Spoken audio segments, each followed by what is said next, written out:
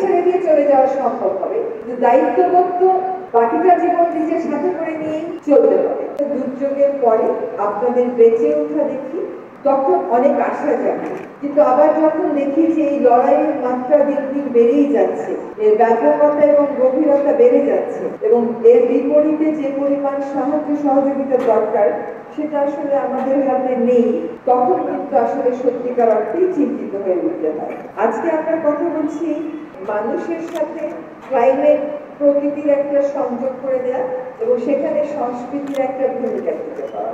আপনাদেরকে একটা কথা বলি, পানি সম্পদ মন্ত্রণালয়ের দায়িত্ব নেওয়ার আগ পর্যন্ত বর্ষাকাল ছিল আমার খুবই প্রিয় একটা ঋতু।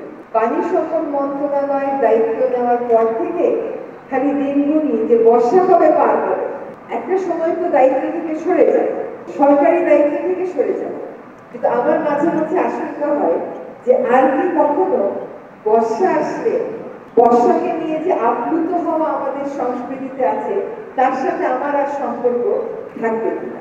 আগে বর্ষা হলে আমরা অনেক রকম আয়োজনের কথা বলতাম, অনেক রকম উদযাপনের কথা বলতাম, কিন্তু এই দায়িত্বে থেকে মানুষের যে অসহায়তাটা দেখেছি এবং সরাসরি প্রত্যক্ষ করেছি এবং সেই অসহায়তাটাকে অ্যাড্রেস করার সাধ্যমতো চেষ্টা করলেও তো আমাদের মতো রাষ্ট্রগুলোতে লিমিটেশন থেকে যায়, সেই জায়গা থেকে যখন চলেও যাবো এই দায়িত্ববোধ ছেড়ে দিয়ে তো চলে যাওয়া সম্ভব হবে না।